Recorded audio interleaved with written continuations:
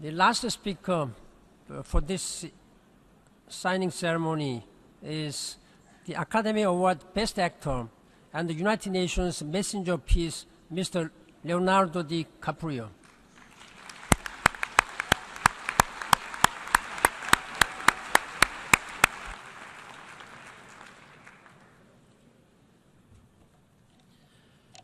Thank you, Mr. Secretary General, for the honor to address this body once more.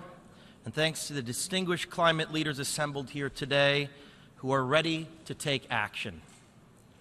President Abraham Lincoln was also thinking of bold action 150 years ago when he said, "The dogmas of the quiet past are inadequate to the stormy present. As our case is new, so we must think anew and act anew. We must disenthrall ourselves, and then we shall save our country." He was speaking before the U.S. Congress to confront the defining issue of his time, slavery. Everyone knew it had to end, but no one had the political will to stop it. Remarkably, his words ring as true today when applied to the defining crisis of our time, climate change. As a UN messenger of peace, I have traveled all over the world for the last 2 years documenting how this crisis is changing the natural balance of our planet. I have seen cities like Beijing choked by industrial pollution, ancient boreal forests in Canada that have been clear-cut, and rainforests in Indonesia that have been incinerated. In India, I met farmers whose crops have been literally washed away by historic flooding. In America, I have witnessed unprecedented droughts in California and sea level rise flooding the streets of Miami. In Greenland and in the Arctic, I was astonished to see that ancient glaciers are rapidly disappearing, well ahead of scientific predictions. All that I have seen and learned on my journey has absolutely terrified me.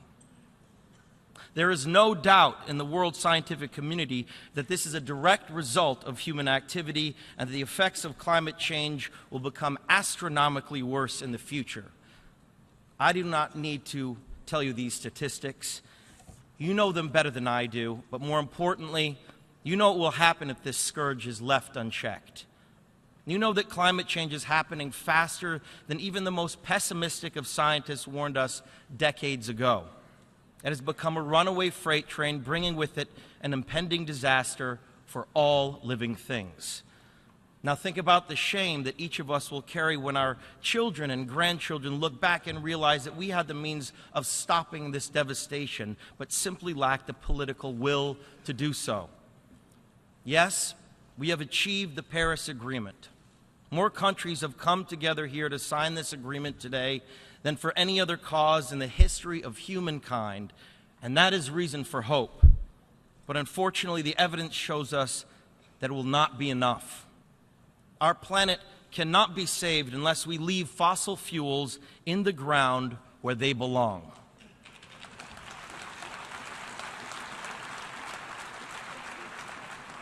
An upheaval, a massive change is required right now, one that leads to a new collective consciousness, a new collective evolution of the human race, inspired and enabled by a sense of urgency from all of you. We all know that reversing the course of climate change will not be easy, but the tools are in our hands if we apply them before it is too late.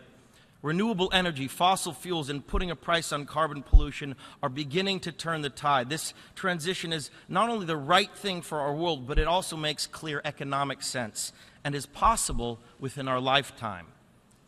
But it is now upon you to do what great leaders have always done, to lead, to inspire, and empower, as President Lincoln did in his time.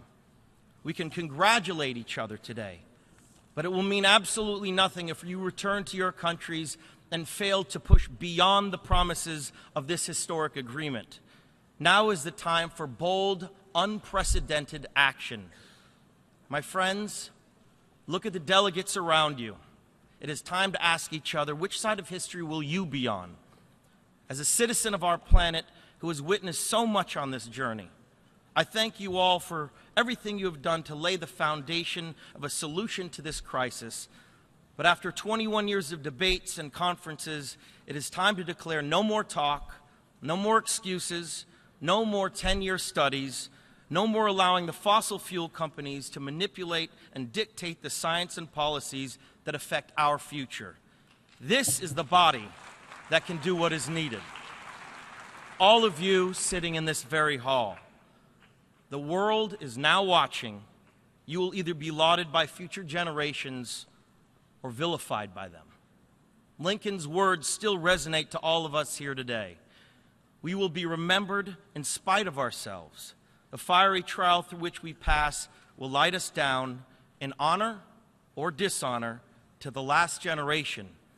We shall nobly save or meanly lose the last best hope of earth.